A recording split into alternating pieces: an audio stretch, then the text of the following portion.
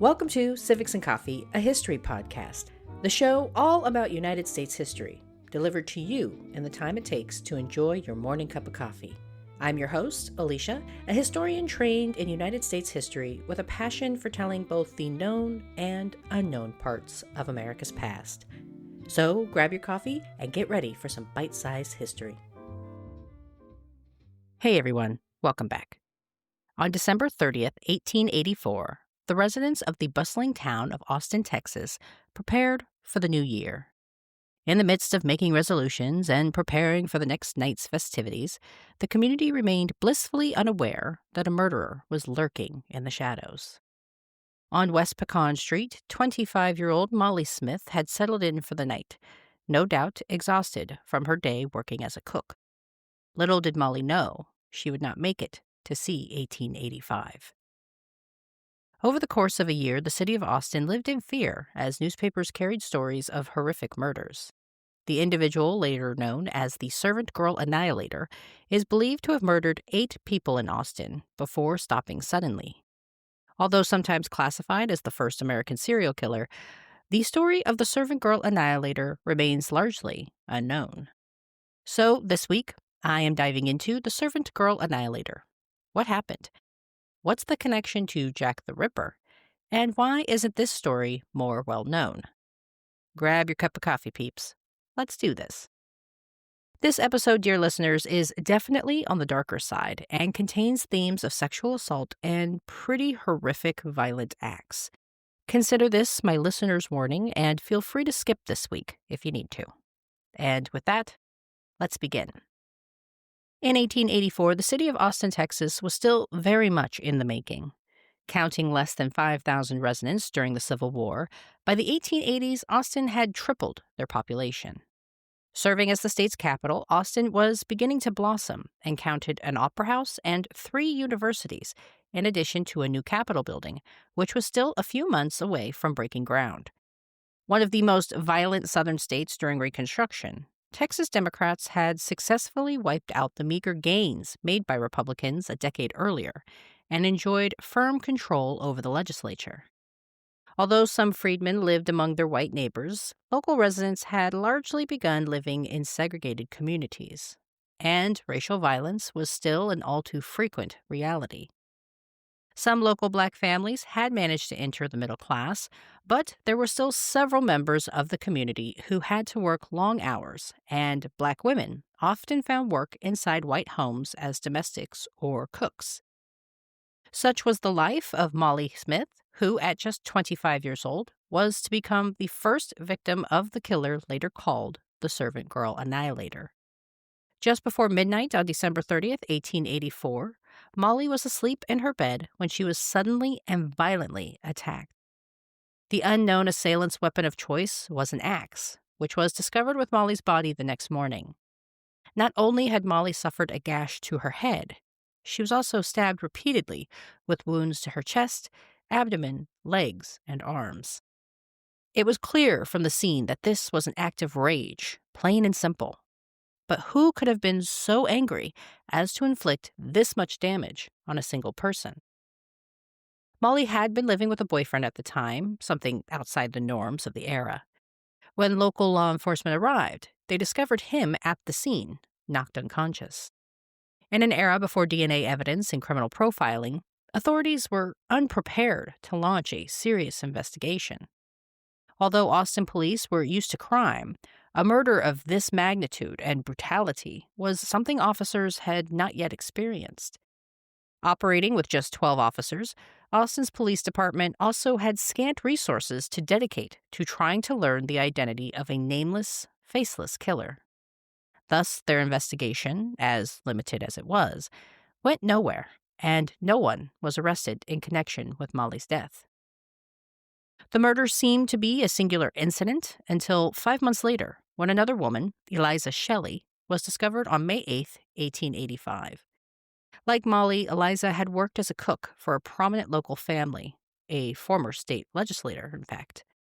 Eliza was also found with a massive wound to her head, where an axe had struck her so hard it almost split her head in two. Perhaps a signal of escalation, Eliza's examination also showed that she had likely been sexually assaulted, perhaps with a fire poker. Unlike Molly's death, however, there were witnesses to Eliza's murder, her own children. No doubt traumatized by the events, the children were unable to provide any information to authorities, who again were ill-equipped to handle such an investigation.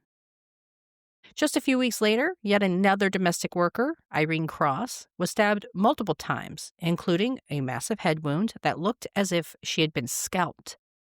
There is some conflicting information regarding just how severe Irene's injuries were, with one report indicating she was still alive when she was discovered, and another indicating that the killer had carved into her chest to remove her heart. Either way, it was clear that the person or people responsible for the murders was growing increasingly violent. Yet, it was the next attack that I find most grotesque, and one that I think will be hard for you, dear listener. In September, just a few months after the murders of Irene Cross and Eliza Shelley, 11-year-old Mary Rayami was discovered in the pre-dawn hours, brutally murdered with clear signs of sexual assault. Her mother, Rebecca, had been employed as a cook for the Weed family and had been knocked unconscious during the attack. Like Molly the year before, Mary was dragged from her bed and was discovered near a backyard wash house. The murder of an 11-year-old girl sparked outrage among the community, who demanded that the authorities do more to solve these murders and prevent future loss of life. Local newspapers entered the fray, with some calling for establishing vigilante committees aimed at executing community justice. Without much evidence to go on, police initially suspected that the murders were at the hands of a dangerous gang of men. In post-Reconstruction Texas, this suspected mob was thought to be comprised of black men. Exploring all potential theories, some investigators thought that perhaps the motivation for the crimes was religious in nature. Some of the women killed were living with men who were not their husbands, or perhaps had children out of wedlock. Could the killers, some speculated, be targeting these women specifically for living in quote-unquote sin? Hundreds of black men were rounded up for questioning about the murders, with little to no evidence to indicate any of them were involved. These men were kept captive, held in local jail cells until authorities could speak with them to clear their name.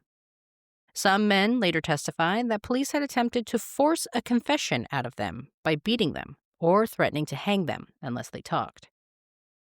As investigators tried in vain to capture the person responsible, the killer struck again, this time murdering Gracie Vance and her boyfriend, Orange Washington, in late September 1885. The couple lived together in a small home rented by Washington, and like the other victims, Gracie worked as a domestic, though it is believed she worked as a servant and not a cook. And following a disturbing pattern, her body was moved after death, just like the other victims, where her head was beaten with an axe so badly that the remains were described in the local paper as looking like jelly. Again, the perpetrator went quiet for several months, but just when Austin residents thought they might be safe from the whims of a violent madman, he struck again. On December 24, 1885, authorities would discover not one, but two gruesome murder scenes. Breaking the established pattern, the next two victims did not work in the domestic service, and neither was a servant or a cook.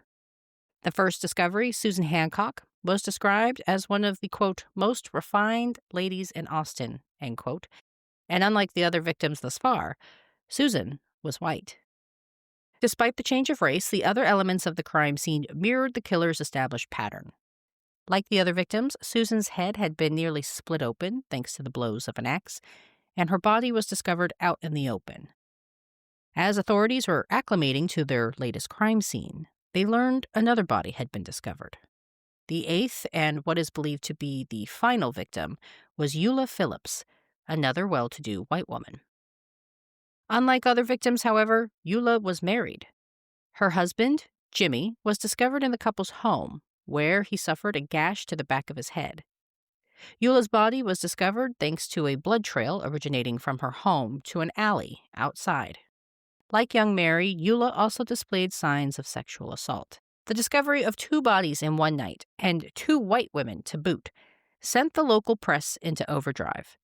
Headlines included, quote, "A bloody Christmas Eve. shocking butcheries at Austin, another chapter of crime that makes the blood run cold, end quote.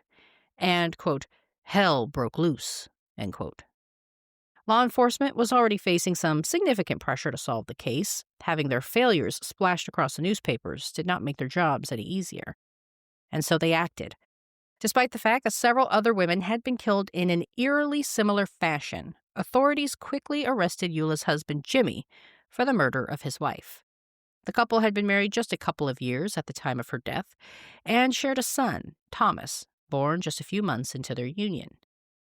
There are rumors that 15-year-old Eula married then 24-year-old Jimmy because of her pregnancy, and that Jimmy struggled with alcoholism and was abusive. The trial attracted a lot of attention thanks in part to the defendant's connections and rumors of Eula's apparent sexual scandals.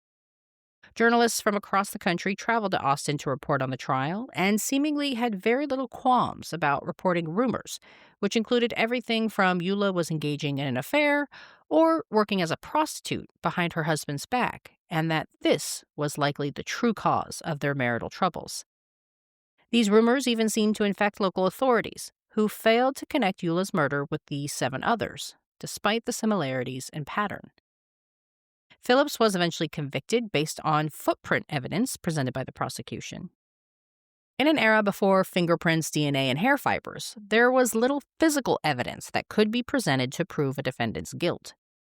In the case of the Phillips murder trial, authorities had cut a piece of floorboard where the suspected killer had left their mark in blood.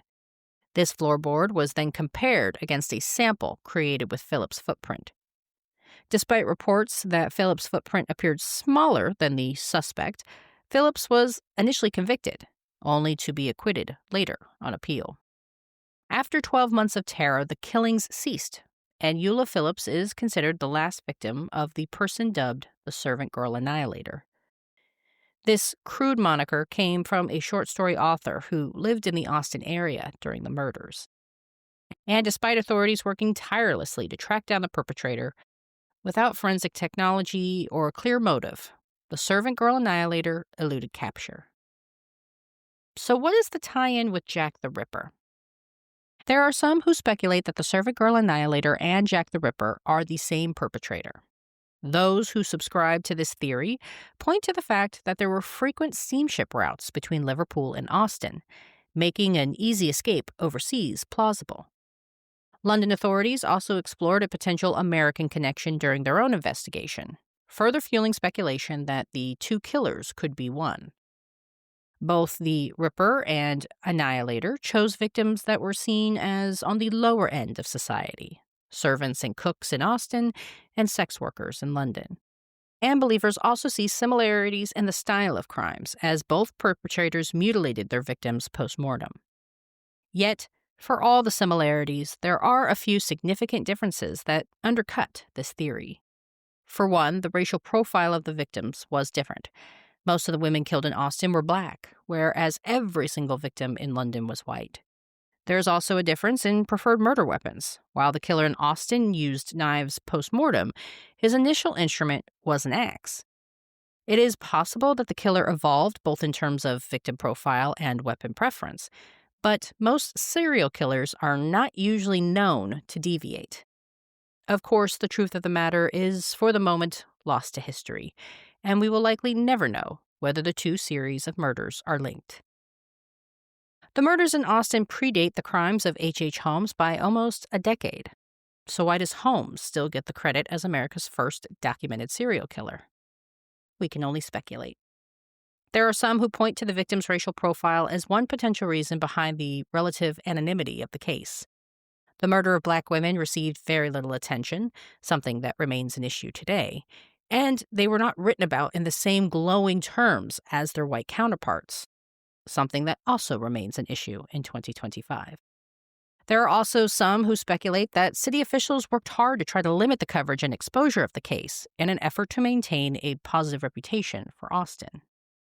But between 1884 and 1885, 6 women, 1 man, and a young girl were murdered in Texas's capital city, victims of a killer whose identity remains unknown. At the time, the crimes shocked the city, but history soon moved on.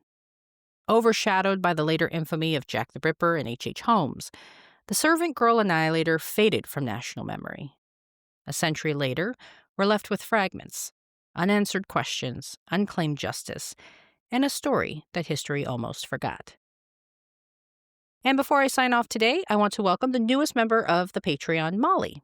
Welcome to the club, and I hope you enjoy the extra content. You too can get more history by joining the Patreon.